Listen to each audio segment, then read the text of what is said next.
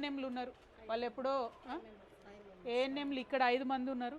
But వాళ్ళు చాలామంది కూడా 3000 జీతంతో ప్రారంభమై 25 ఏళ్ళ నుంచి వాళ్ళకు కూడా పర్మనెంట్ జాబ్ లేకుండా ఇబ్బంది ఉన్నా కూడా వాళ్ళ పని కూడా వాళ్ళు చేస్తారు. వాళ్ళు ఊర్లంతా తిరగాలి, అందరి దగ్గర పోయి రావాలి, వాళ్ళ పని కూడా వాళ్ళు చేస్తున్నారు. అంటే నేను చెప్పదలుచుకున్నది ఒకటే, మనం పనిలో లోపం చేస్తలేం కాబట్టి మనకు పనికి తగిన వేతనం రావాలి. At the same time permanent ఉండాలి. ఊకే రేపు పొద్దుగల ఏ ఆఫీసర్ కోపం వస్తే ఏమవుతుందో, ఎప్పుడెవరు తీసేస్తారో, ఎప్పుడెవరు తిడతారో ఈ భయం లేకుండా గట్టిగా పర్మనెంట్గా ఉంటే ఏమవుతుంది అంటే మనం ఇంకొంచెం మంచిగా సేవ చేయగలుగుతాం అన్నది మన ఉద్దేశం.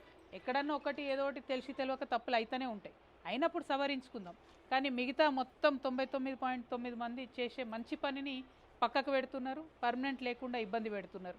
మీ అందరికి గుర్తుండి ఉంటుంది, అప్పుడు అధికారంలో ఉన్నప్పుడు ఇట్లనే ఆశా వర్కర్లు చెల్లెలు మేము బతుకమ్మ ఆడుతుంటే వచ్చిర్రు నా దగ్గరకు ఒకసారి వచ్చి మాకు ఇబ్బంది అవుతుంది అని అంటే, ఆ రోజు ఫస్ట్ టైం సీఎం ఆఫీస్లో పెద్ద సార్ని ఒప్పించి కూర్చోబెట్టి మన ఆశా వర్కర్స్తో భోజనాలు చేపించి మాట్లాడి జీతాలు పెంచడం జరిగింది. అంటే ఒక మర్యాద, మన ఆడబిడ్డలు, మీరు మన తెలంగాణ ఆడబిడ్డలకు సేవ చేస్తున్నారు కాబట్టి ఆ రకంగా తీసుకొని పోయినాం. అప్పుడు రాష్ట్ర వ్యాప్తంగా ఉన్న ఆశా వర్కర్లను కోఆర్డినేట్ చేసి ఆ మీటింగ్ పెట్టించడం జరిగింది. తర్వాత వచ్చింది కదా మీరు, తర్వాత మరి ఇంకా పెద్ద ఎత్తున 2 సార్లు జీతాలు పెరిగినాయి. ఇంకా ఆ తర్వాత మొత్తానికే బంద్ అయిపోయింది. ఆశాలను పట్టించుకుంటూ కానీ మాట్లాడు కానీ బంద్ అయిపోయింది. టైంకి వస్తలేవా? ముఖ్యమంత్రి గారు 1వ తారీఖు ఇస్తా అంటుండు కదా, రేవంత్ రెడ్డి గారు ఇవ్వలేదా? ఇప్పటి వరకు అయితే టైంకి రాలేదా? ఇప్పటికి వచ్చి శాలరీ 3 నెలలు అయిందా? ఓకే ఓకే, శాలరీస్ రాలేదు. ఓకే, అది ఖచ్చితంగా అడుగుదాము, అందులో వేరే అనుమానం ఏం లేదు.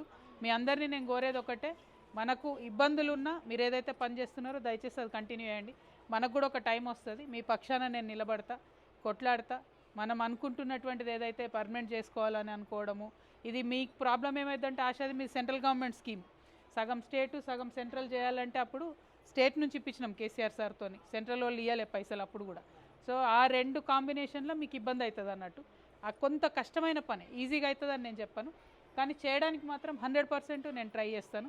ఎందుకంటే నేను నమ్ముతున్నా బలంగా మిమ్మల్ని, మీరు చేస్తున్న పనికి నాకు చాలా హృదయానికి మంచిగా అనిపిస్తుంది కాబట్టి నమ్ముతున్నాను.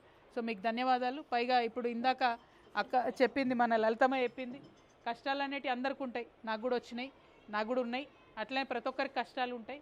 ఉన్నా సరే ముందుకు పోవడమే ఇంపార్టెంట్, వెనక్కి పోవడం కష్టం. ఎందుకంటే ఏదో మీ ఉద్యోగంలో మీకు ఇబ్బంది అయిందని మీరు మానేసి ఇంట్లో ఊరుకోరు కదా. నేను ప్రజా జీవితంలో ఉన్న, నాకు ఇబ్బంది అయింది కానీ మానేసి ఊరుకోదలుచుకోలే, నేను ముందుకే పోదలుచుకున్నా. ఒక ఆడబిడ్డగా మీ అందరు ముందుకు వచ్చిన, మీరు మద్దతు ఇస్తారని చెప్పి మనస్ఫూర్తిగా